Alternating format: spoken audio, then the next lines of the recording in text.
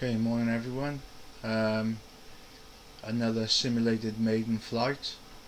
Um, I've never flown the Blade Fusion 270 on a simulator, but I've read and heard a few things about the Blade Fusion 270, about what a lovely helicopter it is, so I thought I'd give it a try. Um, One of my friends, Gareth from Fly High Island, did a video, the top 10 must have RC gadgets, and this was one of the ones that he actually listed, so I think it's on his wish list. So I'm going to give it a maiden flight, knowing that it's going to be quite a possibly twitchy little helicopter, because the bigger you go with helis, the more stable they seem to be. So let's see what I can do, and wish me luck.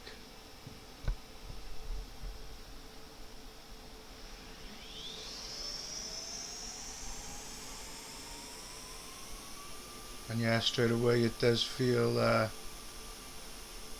quite a bit twitchy. Just do a little bit of warming up first. And of course the thing is, in real life, when you fly a smaller helicopter, then you do tend to have more problems with orientation, and they get small very quickly. So the simulator's no different. I mean, obviously it is simulated, but you can see that it looks a lot smaller than the other helicopters that I've been flying. So, and it does feel extremely twitchy. Stable, but very twitchy. Let's have a look. Start opening it up a bit. Yeah, it's not going to take much to go wrong with this one, I don't think. So I'm going to be very careful, just like if it was a real maiden flight. Now, I like the bigger Fusion. It seemed very stable, but this one is proving to be a lot more of a handful.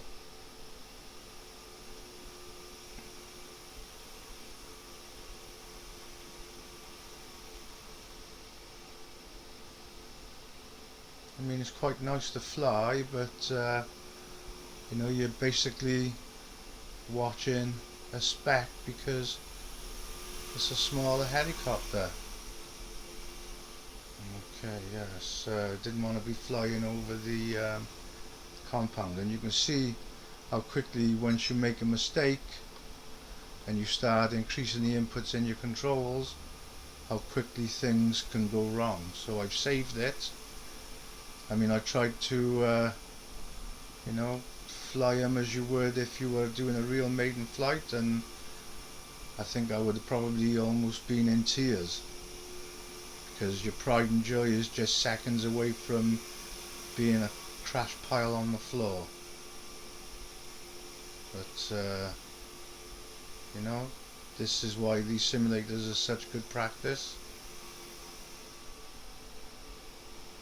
and it is very quick to change direction. So if you put the slightest bit of input in incorrectly, then the thing's gone. Yeah, I need to get quite a lot of practice with this one. It's very hard to fly. Just slow it down a little bit. So I'm trying to do the minutest inputs into the controls, just tiny little tweaks of the stick to keep the heli balanced, or to counteract which way I've turned it.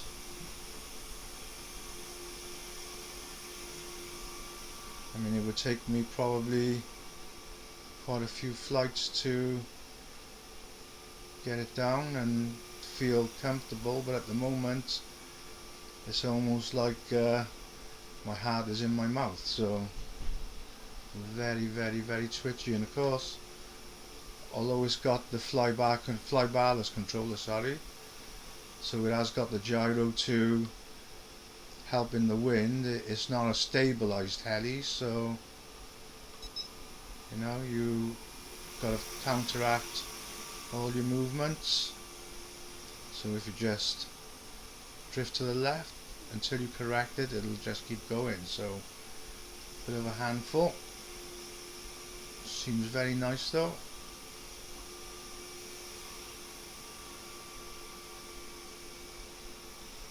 Just small and very, very, very agile. And as I said, you know, with small helicopters, it's very, very easy to lose orientation. You just can't see which way the helicopter is facing anymore. People that fly helicopters will understand exactly what I'm saying. It becomes very difficult to judge which is the front and which is the back. Okay, so there's my 5 minutes, and just as in a real maiden flight, I think I'd be quite happy to get the flight over and get the helicopter down safely, so we can get a nice smooth landing.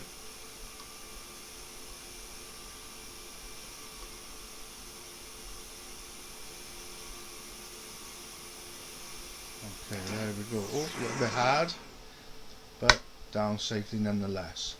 Okay, so that was a simulated maiden flight of the Blade Fusion 270. Hope you enjoyed it. Nearly crashed it.